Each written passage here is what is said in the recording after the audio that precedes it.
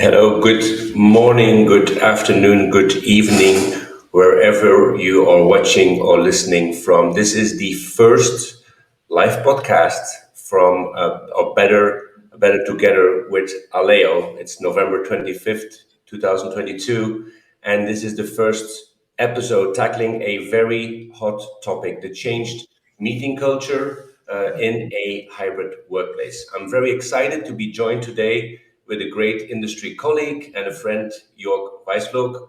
Jörg is an avid car and motorcycle enthusiast. He's an amazing travel photographer and a competitive sports shooter. I've seen it myself. And professionally, Jörg is the founder and member of the board at Dekom AG. It is an AV specialist in B2B visual solutions with an HQ in Hamburg. And if I'm not mistaken, the count is about 160 specialists in over 15 countries. Welcome, Jörg. Hello, Glenn. Nice to be here. Thank you. It's great to have you on board. What's the weather like in Hamburg? How are you doing there? The weather is good, and I'm in a very good mood because your de-escalation music at the beginning make me being in love. Everybody gets a little bit more mellow, a little bit more mellow. And I hope if the Americans are listening after a heavy Thanksgiving meal, they're also joining us and relaxing in on this podcast. Before we start, I'd like to special thanks to Selina Breitenwischer from Dekom, who's also supporting us, and Monique, who are in the controls of the podcast and helping behind the screen. So thank you for your help. The talk today, Jörg, is one that you're very, very experienced in, is meeting culture in the B2B world, meeting rooms, etc. But before we go into the cultural aspect, maybe it would be good for our audience to at least paint the landscape of how you see the world. So I think we've prepared some content here that you might drag in and show a little bit of your perspective on how you can um, identify some of those different angles of communication. Yeah, we are talking since years in our industry and with our customers about the term UC, and we are using a lot of tools, but not all tools are the same. That's why we are normally dividing the term UC into three different UCs. So we are dividing it into unified communications, which is more or less the voice.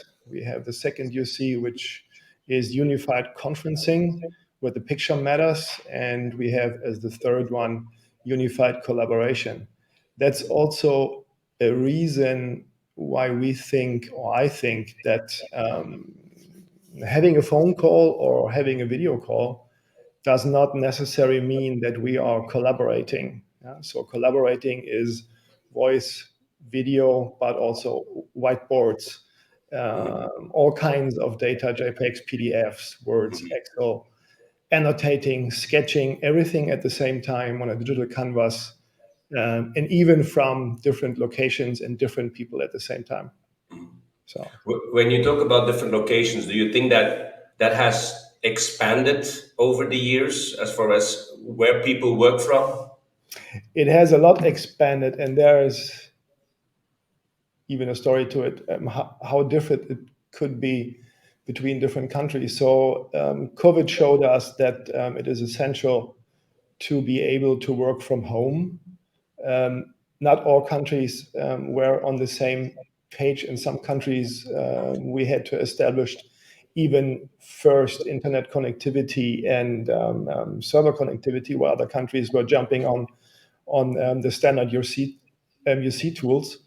In general, we are talking about hybrid work, and hybrid work is not only one to another thing. It is, in my opinion, it's kind of a 4x4 matrix. So you can imagine it like somebody sitting at home and has its own home office room. They needs a camera, loudspeakers, and a microphone. We have the road warriors who are working from everywhere, cars, airports, different settings. They also need, of course, a webcam, but in the most cases, they need a headset with active noise cancellation, for example. We have the colleagues working in the office, and in many cases, not everybody has an own office. So we're talking about wider spaces where colleagues sitting together with colleagues, which then noise canceling is again a thing. It is light, it is distance to other colleagues that nobody can be heard in your own call. And we have, as the fourth one, we have the meeting room scenario, conference rooms. All these four, home, road, office, and conference rooms, are working together in a hybrid situation, and that's making things not easier. Do you think that the differences in technology capabilities, whether what you have at home versus what you have in the boardroom, or maybe a collaborative room with touch screens and everything, does that impact the way you work together? You think does that change the experience for the different partners or the different people participating in the call? Well, absolutely, yes. I mean, we saw in the COVID times that the home office rooms were modernized and sometimes better equipped than meeting rooms, which were 5, 6, 7, 8 years old. So the conference room looked bad in these calls because you had eight people sitting on a desk, and everybody else was in his own pain. So modern camera sets are working much better in cropping people out, even in the conference room. But what you need is a single unique experience over all the 4x4 matrix, Yeah. which I called home, road, office, and conference room. That's Yeah. very important, and I think there we have to do a lot of in the conference room. Yeah, I think, I mean, as you said, there's the complexity of the different use cases. There's the complexity of different locations. There's one complexity I'd like to add in this conversation that we discuss, and I have to thank my colleague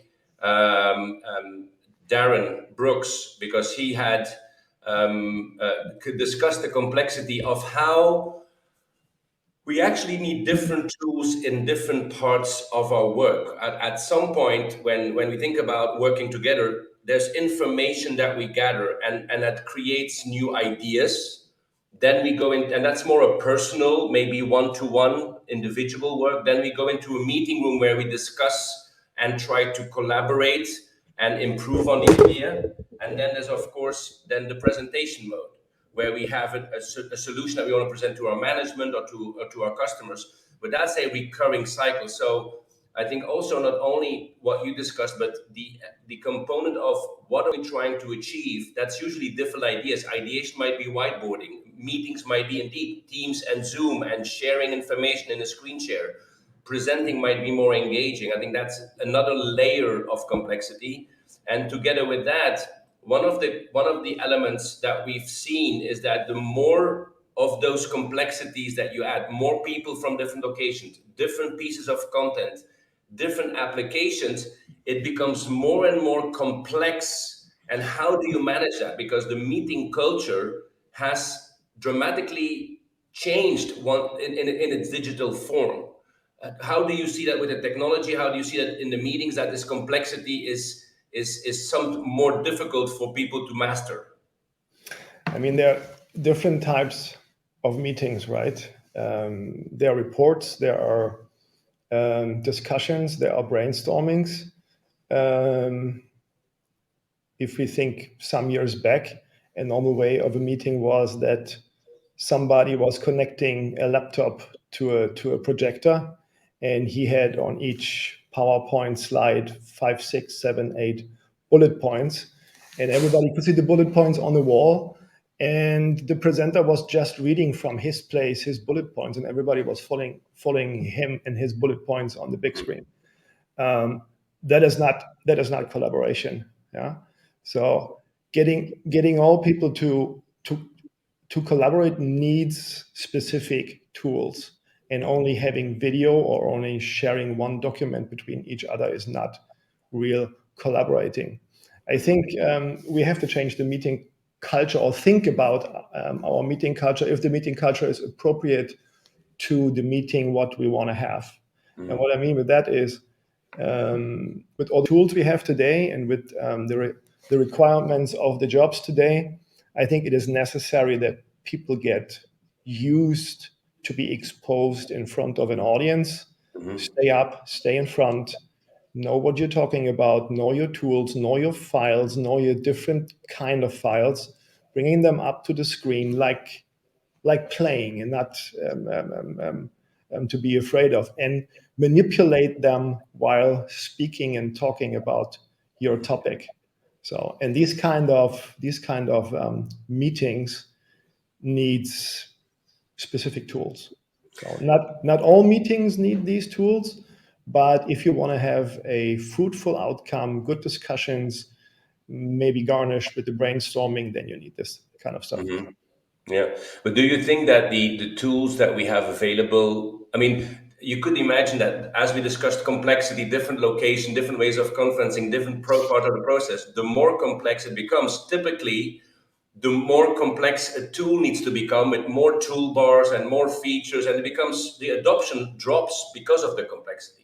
Well, exactly. I mean, even the standard UC tools are not the same like they have been three, So it's four like years it's a ago. trade-off, right? Is that So you have a little part of the puzzle, yeah. for me, it is really important that, how do we train people that they really use the standard UC tools and also the specialized tools in a way that it's appropriate, and that we can take the best out of them. So that is not easy. I mean, we know this since 20 years, that the average Word user is using 15 or 20% of the feature set of their program.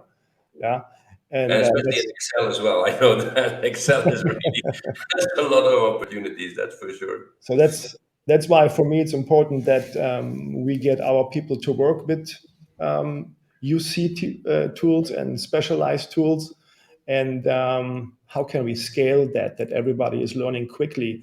I mean, you can see that the grade of developing features in UC tools is so fast today, because everything is software, that to keep up with the pace is not easy.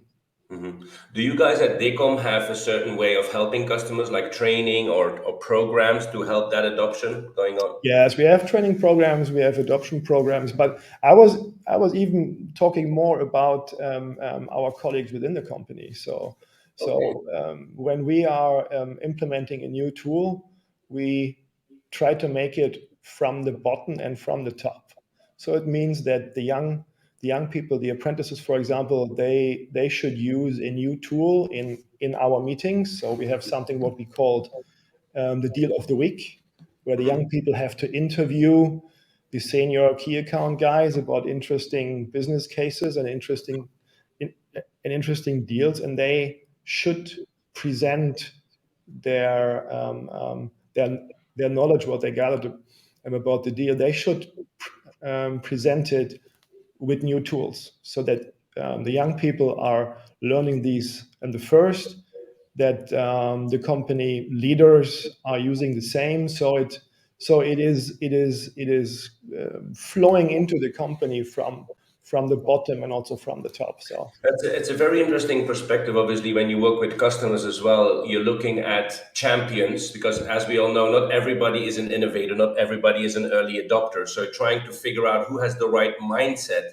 that's maybe a first piece of advice in the changing cultural media, or the culture of meetings, and trying to use new technologies, is finding those people that have a natural tendency of innovating, that are less risk averse, that are interested by new technologies, and trying to let those, as you just said, with the interns or the younger generation, let them try it out, and let the olders like, oh, that's cool. I would like to do that as well, right? To get a little bit of that competition. I think that's a really good advice.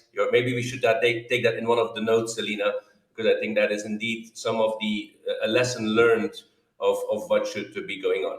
Now, I we think have we, yeah, we go have ahead. to so we have to encourage the people, and we have to make sure that they have good experiences, because only then they are willing to do it, or they are happy to learn new things. I think we've sketched kind of the complexity of what's going on and the different dimensions. I'd like to shift to the second phase, which is really kind of the core of the talk, is the cultural aspect of it.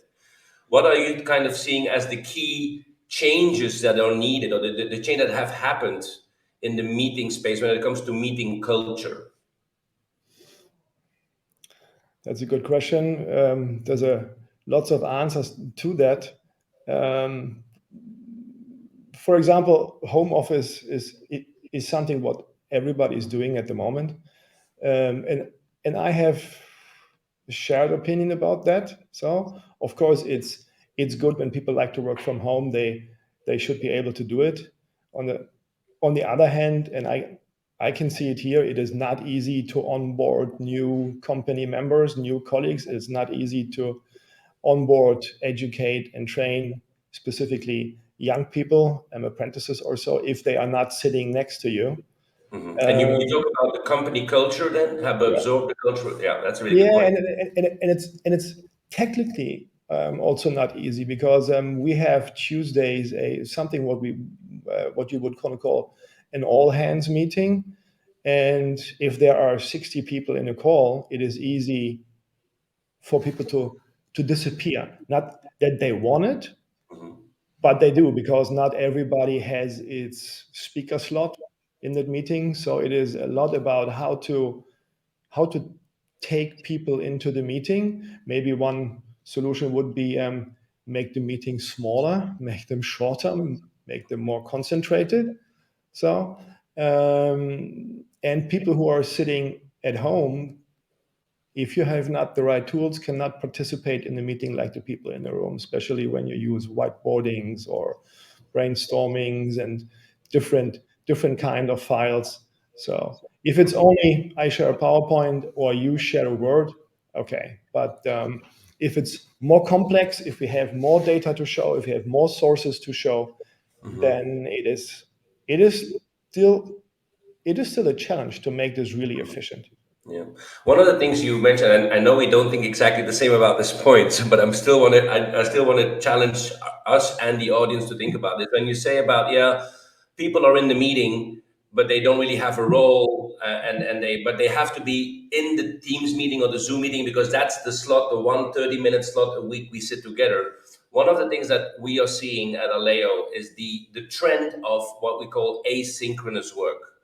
Instead of having to be in the meeting, I can actually flexibly decide to do my work at a different time when it's convenient to me. and I can report or I can put input into our virtual canvas in our in our board, that not only helps us with being more productive, because I don't have to sit in a 30-minute meeting where only 5 minutes is important to me, but it's also, for instance, interesting when you are working across time zones. A lot of our international customers have people of marketing in the States. When I want to do an event, I only have 2 or 3 hours a day that I can actually sit together with them. And that's not a lot, right? So the culture of what I feel, instead of thinking the old school way, we have to be in the meeting room, we have to be in the Teams call. What about asynchronous meetings? What do you think about that shift in meeting culture? I would not use asynchronous work as a possibility not to be in the meeting.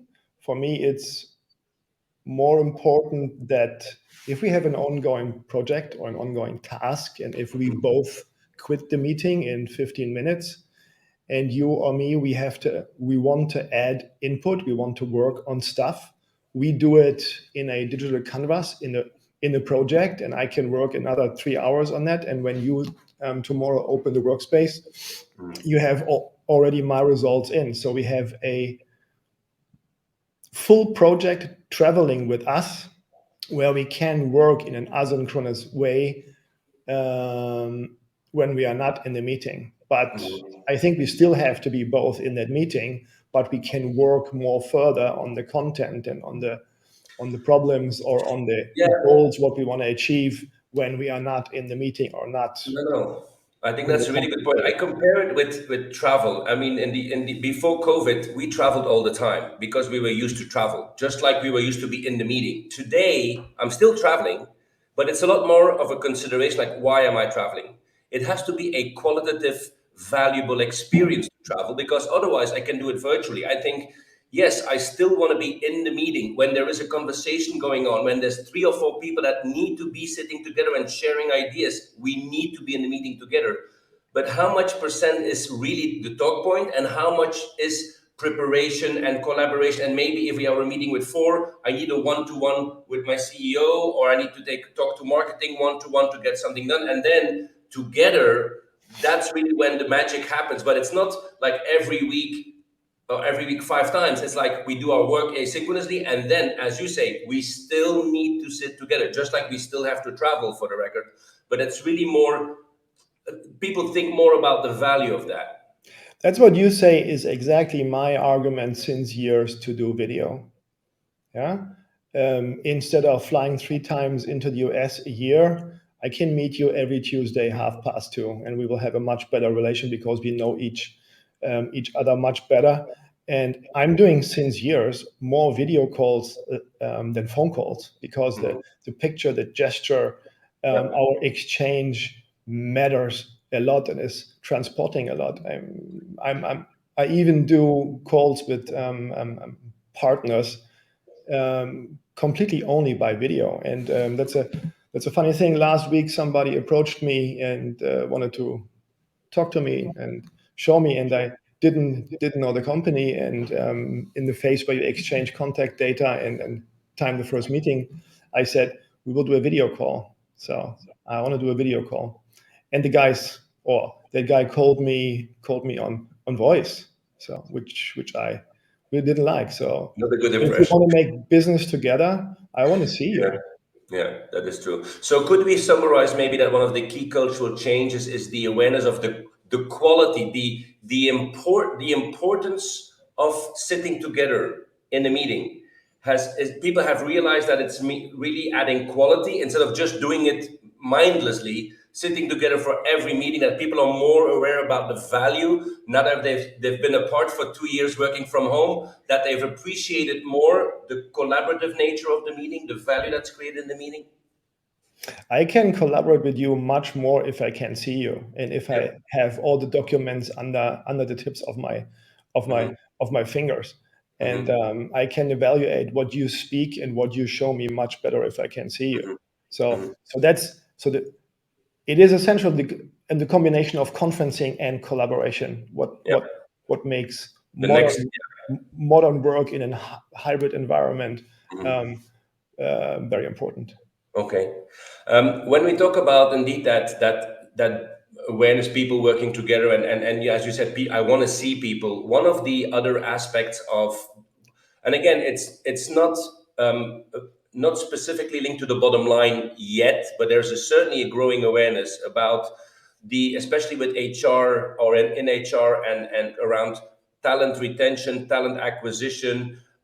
When we talk about engagement of our people at home, inclusivity, belonging, when people are sitting at home behind a screen, the digital, let's say, 2D interface is not as engaging as being in the office itself. So there's a discussion: are people at home at a disadvantage versus the people in the office? And how can technology help them bridge that gap to really be part of the community, the culture, and how do we enable it? How do you see the that part of the culture that the people that are at home can be more participating in the, when you talk conferencing, really in the collaboration, right?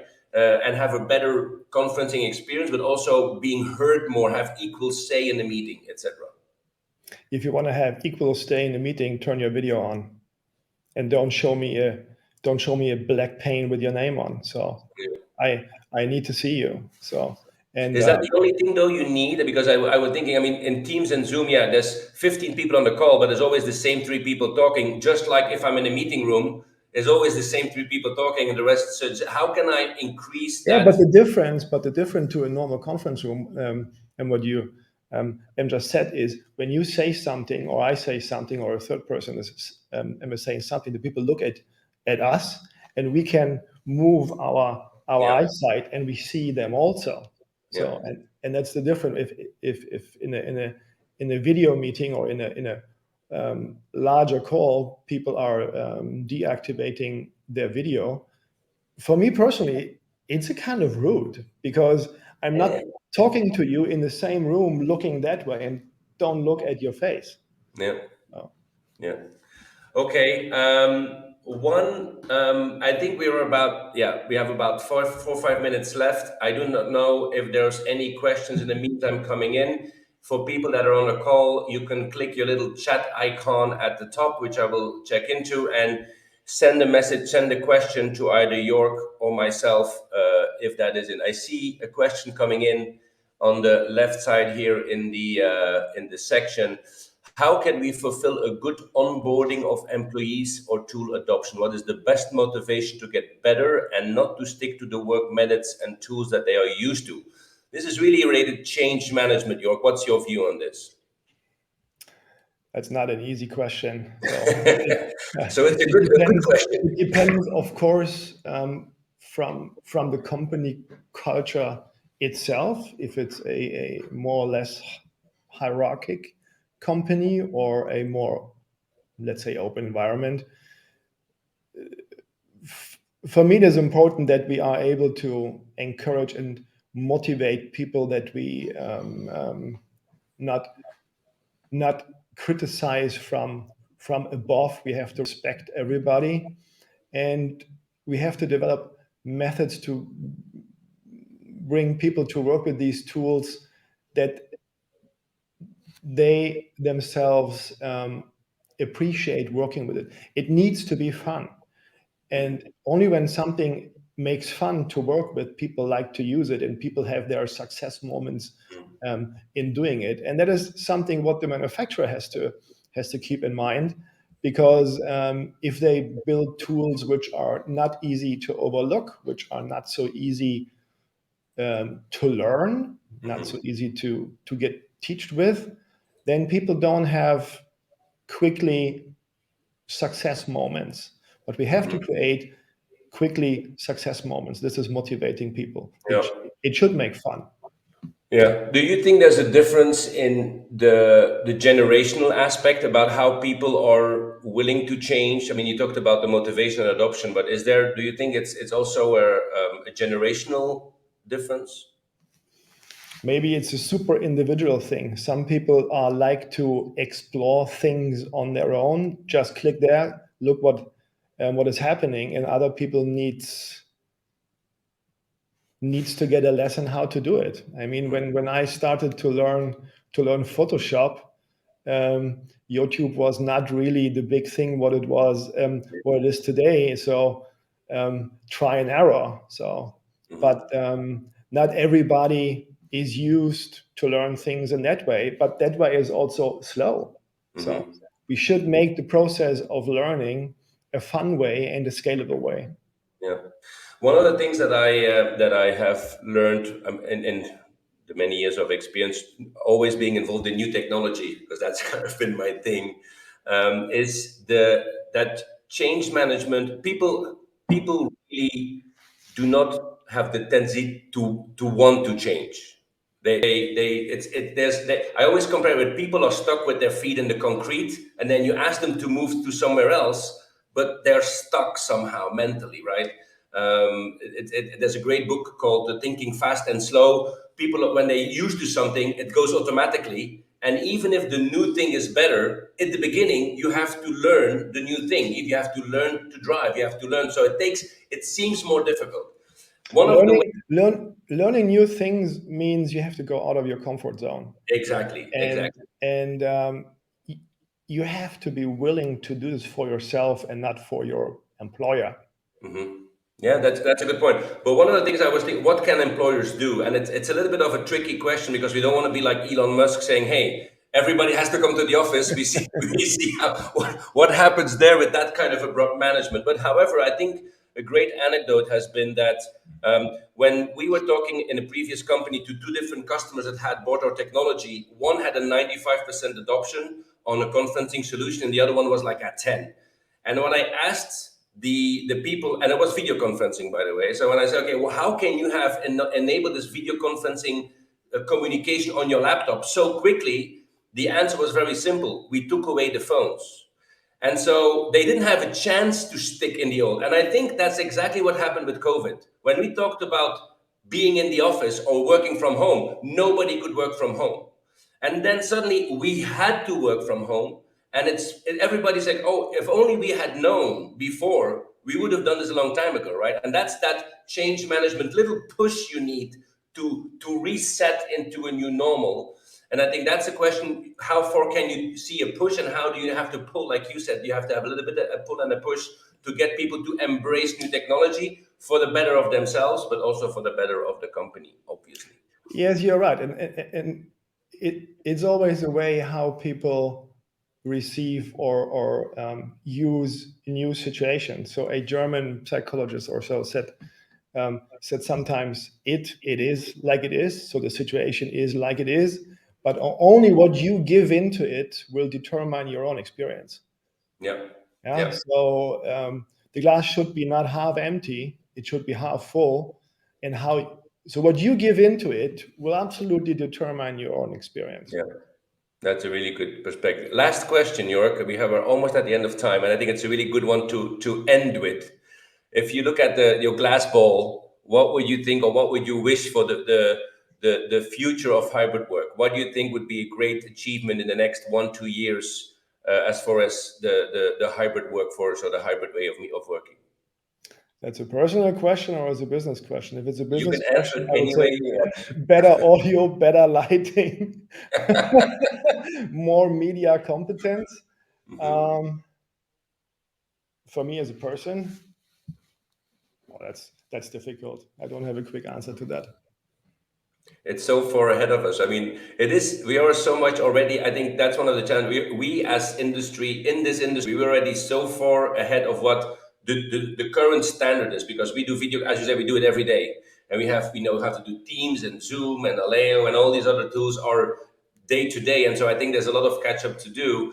However, when I look at the future, I think there's going to be a lot more, or what I would hope for is that people get a lot more comfortable with the technology, so that it becomes as normal as face that people get comfortable in this new way of work. I think there's still a lot of hurdles to be done, still of a lot of training to be done. But when people are so comfortable to pick on a video conference, as you said, or go to a board and add and communicate digitally, I think that's really where it's going. Maybe that's not the biggest wish, but I think that's going to be the biggest next step, that digital becomes as normal as business meetings in room, just like the younger generation, Netflix and Apple TV and social media is as normal to them as TV was for us, right? So we're evolving, and now there's not even a discussion about it anymore. I think at some point, video conferencing, collaboration on virtual canvases will be the norm. That's what I hope for, that we will see that together one day. And I would like to add that we should make everything what we can do that people feel comfortable at work and with colleagues, because we are spending here more time than with our families or friends. So if we stay on the job, and this has to make fun. If these hours are not making fun and we are not enjoying it in a way or the other, that is lost time. That is absolutely true. That is absolutely true. So next time I'm coming to Hamburg, Jörg, we'll have some fun together face to face. We will do that, definitely. Jörg, thank you so much. Thank you, Selina, for your help. Thank you, all the people that attended. We'll see this live or later after this call or after this video. Thank you for listening in, and hope to see you on the next Better Together with Alleo. Thank you. Thank you, Glenn. Bye bye.